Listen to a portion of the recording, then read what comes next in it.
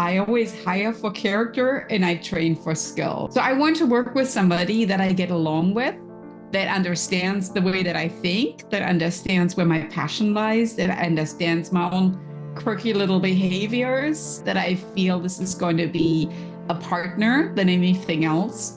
And then I can help that person understand that skills that need to get done. I've tried it the other way around. I've tried working with highly trained and skilled professionals. It was a little bit becoming to the point where I don't want to say I didn't want to interact with them, but the interactions were just not as warm and cozy in our life. We don't have that many interactions during the day with others. Why hire somebody that you don't want to interact with? Right? That person might be amazing and very skilled, but why not add somebody to your life that makes it a good life? Welcome to the Master Delegator podcast. Today I am joined by Christiane Schroeter. Christiane is the visionary founder of Hello Happynest. She is passionate about empowering women entrepreneurs, and she has created the Mastermind Collective, which is a dynamic community offering personalized coaching, on-demand training, and robust support. Christiane also hosts a highly successful podcast that ranks in the top 1.5% globally, providing valuable insights and inspiration to entrepreneurs worldwide. And in this episode, we'll dive into when, how, and what to delegate to others. We'll share lessons from our own experience running a business while also being a visionary. We'll also discuss the importance of hiring for character, training for skill, and fostering an environment of open and authentic communication. And you'll also learn why rushing to delegate too quickly can backfire and how to thoughtfully identify tasks that are ripe for delegation. We'll also explore why prioritizing your own well-being and focusing on your true passions is critical for long-term success as a leader. If you are ready to shorten your timeline to achieving your big goals and creating the legacy you envision, you are in the right place, my friend. Let's master the art of delegation together. Hello, Christiane. I'm so happy to have you here. Welcome to the Master Delegator podcast. Well, thank you so much for having me, Kristy. I'm really excited to be here today. Me too. Yeah. Based on what I've seen on your website, you've been in business for 20 years already, and you also host your own podcast. So I'm really excited to get to know you better and learn from you as well. You know, as somebody who's been in business for 20 years, I'm pretty sure you have gained so much knowledge and wisdom already. But before we talk about our topic for today, would you mind introducing yourself and, telling us what you do? Yeah, so my name is Christiane Schroeter. The name of my business is Hello Happynest. My podcast that I'm the host of is called Happy Healthy Hustle. So I'm really into increasing happiness. I work a lot with female entrepreneurs, and that's mainly born out of the fact that I earned my PhD. And after I earned my PhD, I realized as you go through business, because I teach marketing and innovation entrepreneurship, it is sometimes pretty tough for those female entrepreneurs to keep going and harmonizing all the different tasks that we have, which is the reason why I started my business. I really want to empower females and making sure that their voices are heard and making sure that their business ideas are shared and giving them a platform with my podcast, but also helping them in my personal business and bringing them to the next level.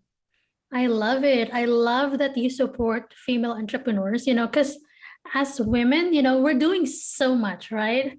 Especially if you're a parent, even if you're not a parent and you're an entrepreneur, there's so many things going on in your personal and professional life. That's why whenever I meet somebody who's supporting, female entrepreneurs, I just automatically admire them because we need all the support that we can have, right? So you've been in business for 20 years, but I want to go back 20 years ago. What were you doing before you started your business? Yeah, so I am actually a full-time professor, which is perfect with regard to your podcast because we're going to talk about delegating. And I work at the university full-time. I teach academic classes. As a professor, you also conduct research, do a lot of research on different health and wellness issues. Because as an entrepreneur, if you're thinking about this, it is really a harmony where you can really only thrive in your business if you're taking care of yourself. So I focused my dissertation on how we can entice ourselves to eat a little bit healthier, to maybe weave in some self-care tips such as exercise, and maybe even using some price signals to get ourselves to do that, because frequently we are deterred by the cost of fruits and vegetables or the cost of expensive gym memberships. And that's actually also something I use in my day-to-day coaching now. I really focus on making wellness as minimalistic as possible and as cost efficient as possible, because it does not have to be expensive at all. Mm-hmm. And it also at the same time does not have to be time consuming at all.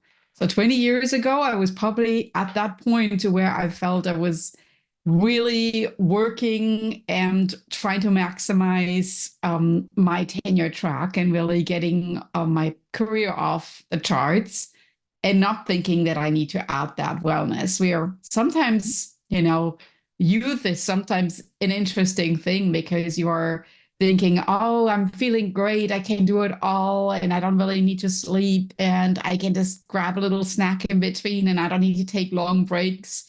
But it does actually wear you down. And I think with experience also comes the fact that you're noticing that it's not always more that necessarily will lead to more.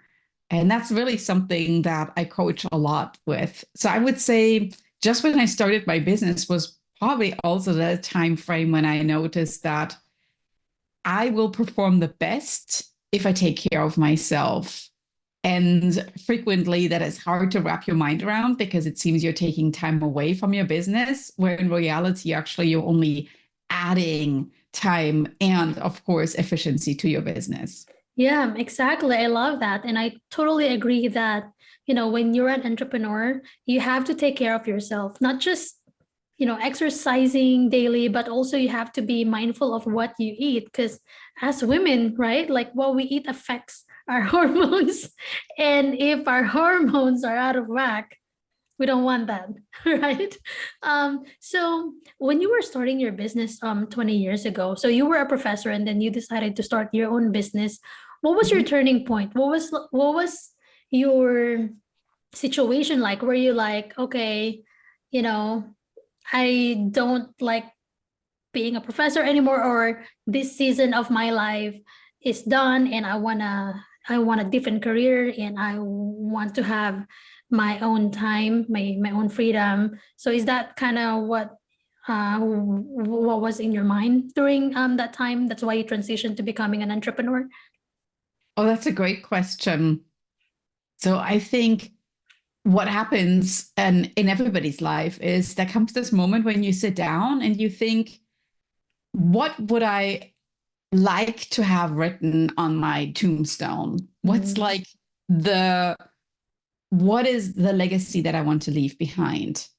And if you haven't thought that, I would strongly encourage you to do that because it's a very important question in your life. I mean, you go through these day-to-day activities and always thinking you're doing your best, but in the grand scheme, doing your best every day, what's the bigger goal of all this? Because you don't want to feel you're just like doing like little tasks. I'm sure you're dreaming of something big, and the best thing would be to start thinking about what that big would be. What to be known for when you're not in the room? What do you think that people will say about you when you're not there? Or what would you like that they say about you when you're not there? Right. And if you feel that there is a misalignment, then I think your gears and your head should start turning. So that's really what happened to me. I think that there came a turning point where I felt like it's amazing to go through the graduate program to earn my PhD.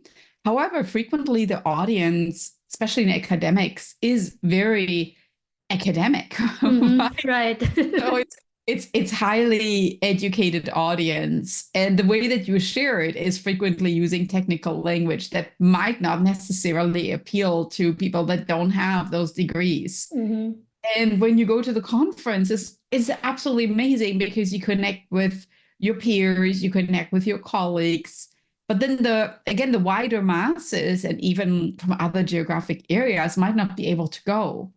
And that's really when all of a sudden it clicked in my mind that I would like to reach more audiences, and I would actually like to really scale back my knowledge and explain it in a way that it makes everybody excited that wants to start a business. The target audience really should be that same woman that I was in the shoes in, that has an idea and that doesn't really know how to get to the next step. So she's scared of going down that road because she doesn't know it. And I'm going to take her by the hand and I'm going to tell her we can do this together. Right. Wow, that's amazing. And so you were wanting to make more impact, and you know that to have a massive impact, you have to get out of the academic space, and I feel like you have achieved that already because you have helped so many entrepreneurs already within within 20 years. And so being in the business or being an entrepreneur for 20 years, what was your main struggle and how did you overcome it? I think sometimes the main struggle is really you can't do it all, right? And then at the beginning, you have all these ideas and then you put them on paper and you realize it's a little bit like making a Thanksgiving meal on your own. Right, You exactly. have the turkey in the oven and then you're like, oh, I also have to create appetizers. And what about this over here? And just like with the Thanksgiving meal, you have to think a little bit about it. Is that really the goal, that we're getting together and people will come to my house expecting that I created this full meal for them? Is that really what people expect of me? Because if that's really what my guests expect of me, I'm not sure that those are the best friends, because Right. everybody knows that it's a challenge to do this. So maybe you should take a step back and really think, all right, maybe I am not going to make the turkey. I'm going to focus on the pumpkin pie because that's my specialty right here. And instead of starting all these different tasks and kind of creating like a mediocre meal, I'm going to have everybody bring in and maybe they can even share a story about what they brought in. So it's the same thing in your business. Do you really need to do it all? Because you are only human. And then it will show if you are, for instance, trying to be on every social media platform and it's just not working, right? So you need to somewhat like figure out where is my passion and then go down that road and really like try to, everything else just needs to go. And it could be, I frequently talk with people that I work with about the refrigerator, right? You put in the refrigerator, if it's something that you could maybe do in the next 3 to 5 years, or you put it in the freezer if it's something for the next 5 to 10 years, or maybe even long-term goals. It doesn't mean that it's gone, because eventually you're going to take those meals out from the fridge or from the freezer. It's still great ideas. Still write them down. It's amazing. However, though, doing it all at the same time is just complete overwhelm, and that frequently will lead to failure in your business, to where you don't want to do it anymore because it's just so much. Right. Yeah. I love that analogy. I love the Thanksgiving analogy because, sometimes, as women, I always talk about women because we do a lot, especially on holidays, right? We cook, we clean the house, and everything, but even other house chores, you can delegate it, to other people, even bringing food or cooking food for holidays. You can ask your other family team members to bring bacon for you, or ham, or mashed potato for you. You don't have to do everything in the business. But when is that point in your business where you feel like, or where you realize that you don't have to do everything yourself? Was it 10 years ago, 15 years ago, or did you immediately realize that after a year of starting your business? Oh, that's a great question. I think that for me, the turning point really came when I realized that, if you think about your own individual self with your own struggles and challenges, and struggles and challenges, could just be the way that you operate during the day, could be health challenges, could be personal challenges. When I started to think about, all right, where do I see myself going and how do I get there? What's really the path of doing this?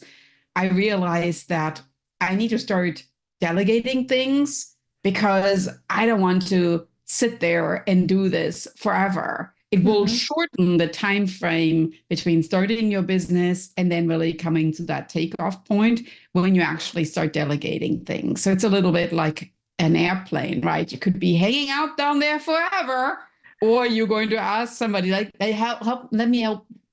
Like, how can we take off?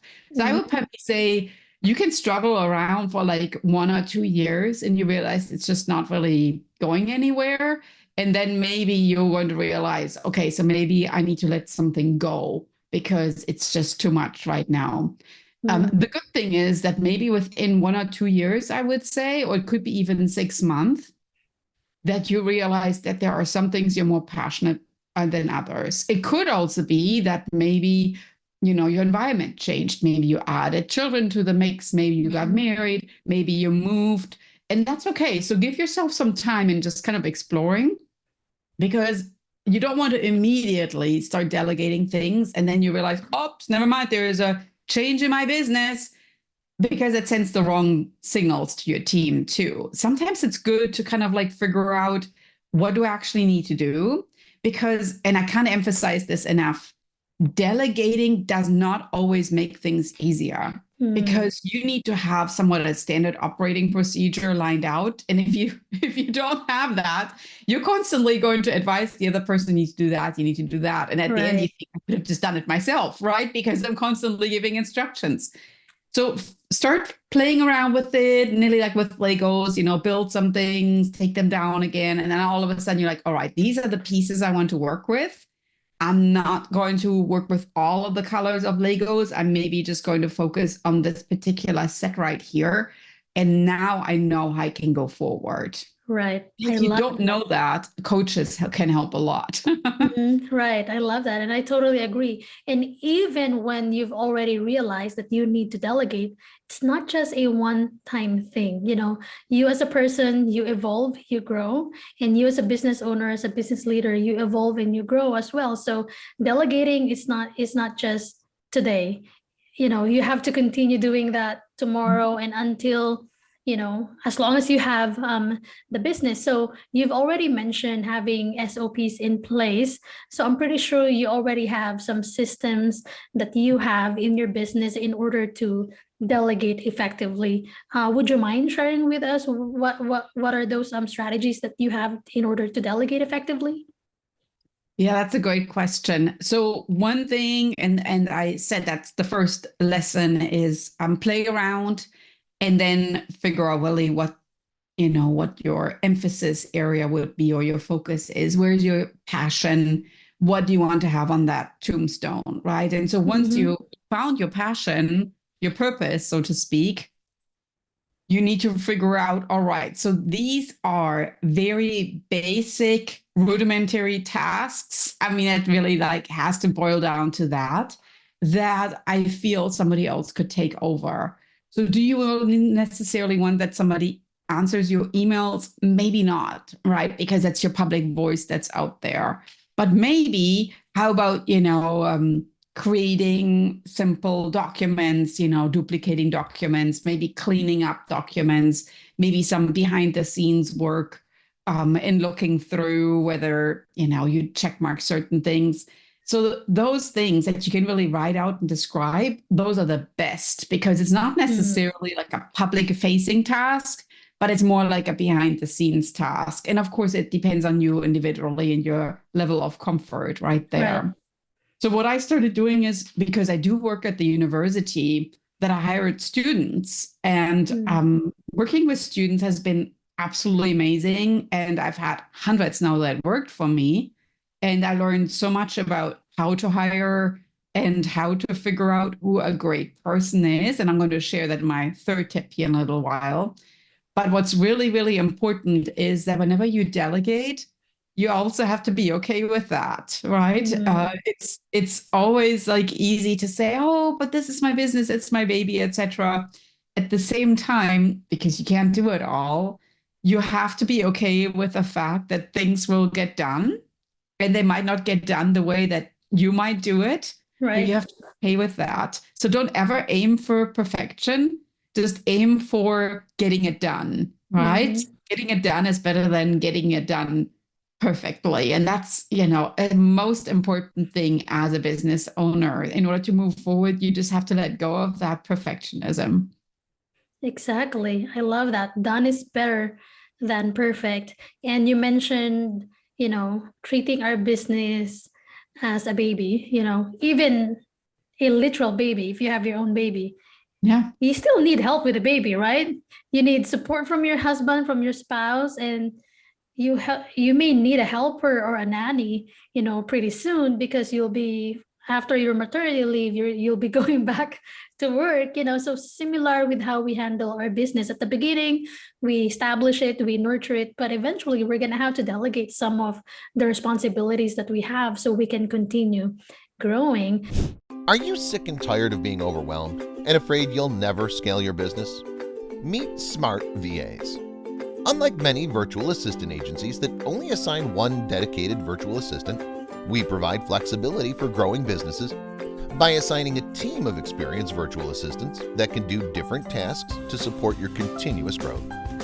Visit smartvas.online to book a free discovery call and start growing your business.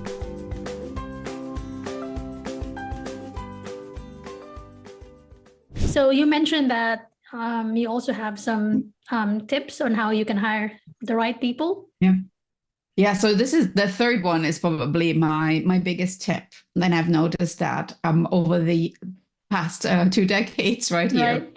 So sometimes you look through resumes, or you look through applications or emails. If somebody's cold pitching you, it depends on if somebody wants to work with you. And you might not know that person. Let's just assume, like, totally don't know that person at all, right? And then you read through the credentials and you think very highly skilled person. And your immediate thought might be, this is a great fit. I can tell you from personal experience, this is not how I hire anymore. My personal strategy, and that's my third tip right here, is I always hire for character and I train for skill, right? So I want to work with somebody that I get along with, that understands the way that I think, that understands where my passion lies, that understands my own quirky little behaviors, and that really jives with that I can laugh with, that I feel this is going to be a partner than anything else. And then I can help that person understand that skills that need to get done. I've tried it the other way around. I've tried working with highly trained and skilled professionals, and they might not have jived as well with me, and it just didn't work. It was a little bit becoming to the point where I don't want to say I didn't want to interact with them, but the interactions were just not as woman cozy, and I couldn't really go back and ask for more, because things got done and I was like, all right, so we're moving on. I cannot emphasize that enough, because I think, as one of my favorite books is called The Good Life, right? In our life, we don't have, if you think about it, don't have that many interactions during the day with others. So maybe in each day, you might interact with 5 or 10 people. Why hire somebody that you don't want to interact with, right? That person might be amazing and very skilled, But why not add somebody to your life that makes it a good life, right? So Right. that's my personal strategy. And my tip number three, always what works for me, right? In my experience, I always hire for character and I train for skill. Exactly. Yeah. And based on my experience as well, highly skilled people, for the lack of better term, and I'm not speaking for everybody, okay, I'm not generalizing these highly skilled individuals, but based on my experience, when I worked with highly skilled individuals, they tend to be, again, for lack of better term, entitled, Yeah. because they're coming in to you thinking that, oh, I'm already good, you don't even have to teach me anything. They're not open to learning anymore because to them, they're highly skilled, they know it all. And who would want to work with individuals like that, right? And sadly, there are people like that. I mean, and there are maybe business owners that are okay with that, but based on my core values, I highly value character, more than skills, because just like what you said, you can train somebody to do what you want them to do, but you cannot, or it's hard to change somebody's character, right? And it may not even be your role as a business owner to change their character, because there's just so many things that have contributed to their character already, their upbringing, their culture, and all that kind of stuff.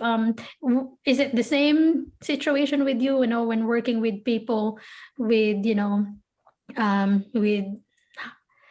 with valuable skill set already before even meeting them? Oh, for sure. And I think that there's still, sometimes to where you misjudge people. Right.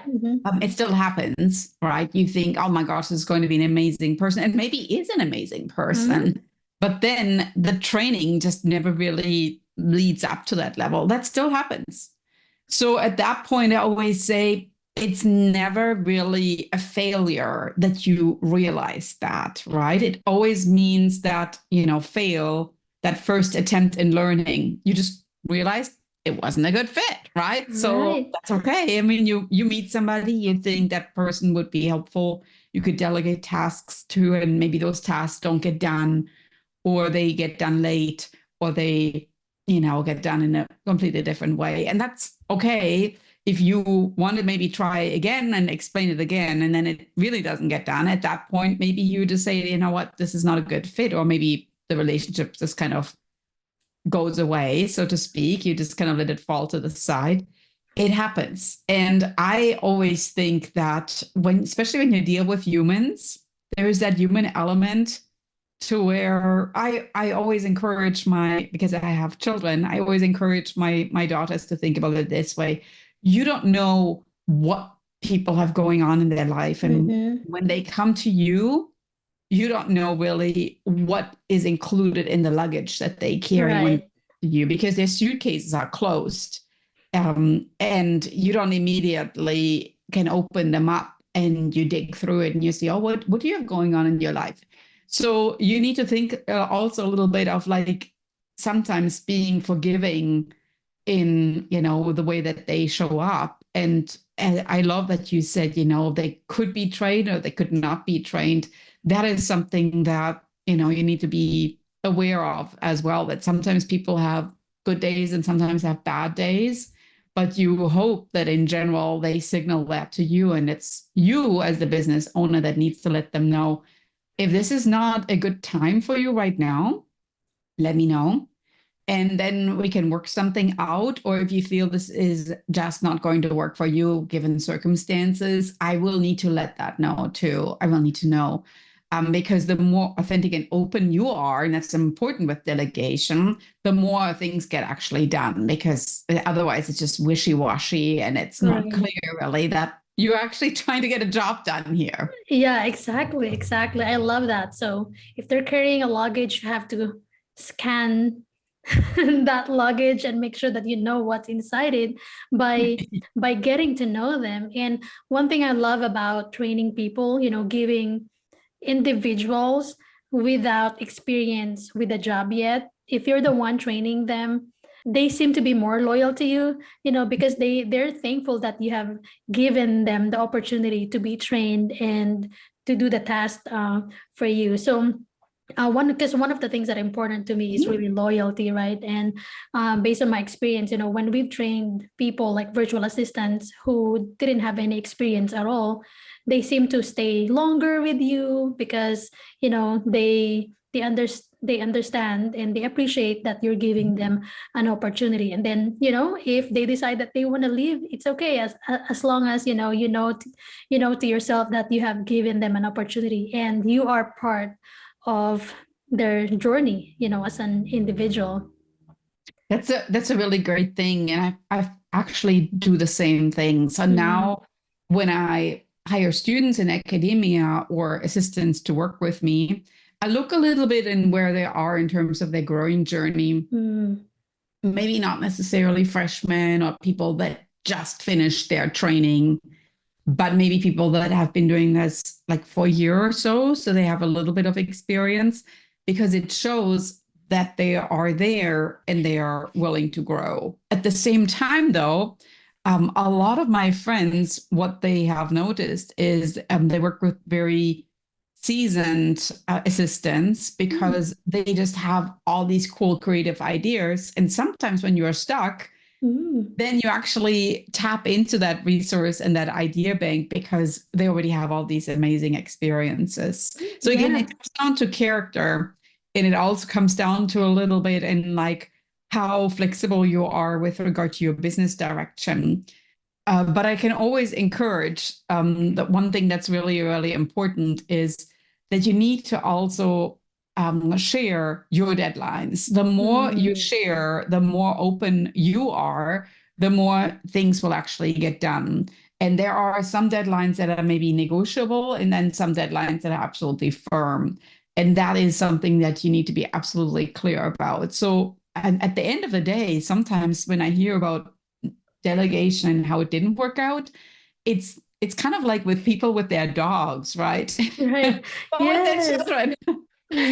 You need to actually make sure that you are setting a good example and how deadlines are reached. So, for instance, if I want to make sure that my children eat fruits and vegetables, I probably should do that myself too. So if I want to make sure that deadlines are reached, I need to actually make sure that deadlines are reached with my own projects, so that I'm setting an example that that's something important in my own business. Yeah, you have to be a role model to them as well. I love what we're talking about. So I guess it just depends on each business owner, what's important to them and what they currently need in the season of their business, that they're currently in. So they may choose to hire somebody who's already seasoned because they don't have time to train, so they want to collaborate with somebody already. And there are other people as well who are willing to train, and contribute to their team members' journey. So I guess it depends really on each individual. And I'm sure with the people that you coach, you have probably observed that as well. But as we wrap up, can you please share with us your productivity hack? Good. Yeah, actually, I have to say, so for instance, right now I'm going through a large launch. I wrote my book. It's called How to Master Your Goals. Congratulations. So, I know, I'm like really excited. When are you launching it? Well, it's under copyright review. So Okay. I'm really excited. Probably August will be an amazing month, amazing August for reaching your goals. Oh, that sounds already good in itself, right? Can you believe it's already August today? It's August 1st. I'm really excited about it. So my productivity hack, what I do is, and just kind of like thinking about how I wrote this book, I tend to look at my calendar. And I tend to look at the days of the week website, right? And then I pick out a day that personally means something to me. And I know these random days too. And because I coach so much, people always get a kick out of it, right? So for instance, on Saturday is National Watermelon Day. And today is actually National Girlfriend Day. Did you know that? No. So I have these dates. I look at the weekend and I have these days in my calendar. So if you want to reach a goal, try to set and anchor a day that means something to you, and then kind of like do reverse engineering and go backwards. So for instance, it could be a day that means something, maybe brings a smile to your face, like National Girlfriend Day. Like, oh yeah, I want to finish this project by National Girlfriend Day. Or maybe you pick out a date like 8/8/2024. Maybe that means something to you. Or whatever, maybe buy some other random number, or it could be another meaning.